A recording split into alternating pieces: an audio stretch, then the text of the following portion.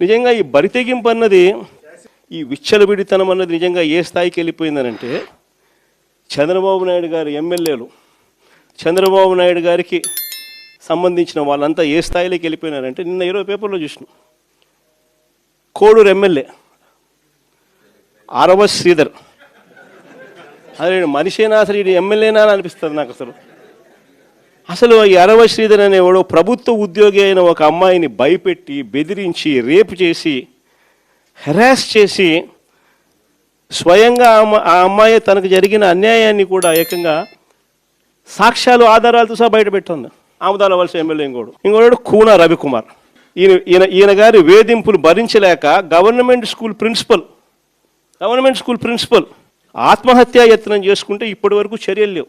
సతివీడు MLA కోనేటి ఆదిమూలం ఒక మహిళను బలాత్కారం చేసిన చివరికి ఆ అధికారిని ఉపయోగించి ఆ కేసునే క్లోజ్ చేయించుకుంటారు.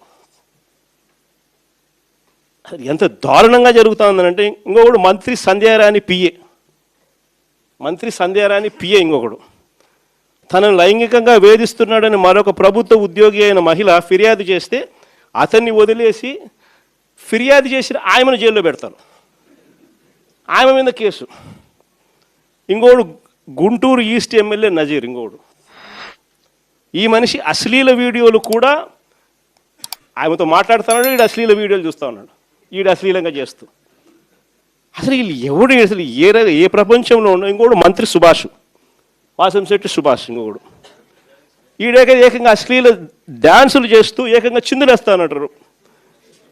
అశ్లీల డ్యాన్సులు చేస్తూ ఏకంగా స్టేజ్ ఎక్కి చిందులేస్తా ఉన్నాడు మంత్రి.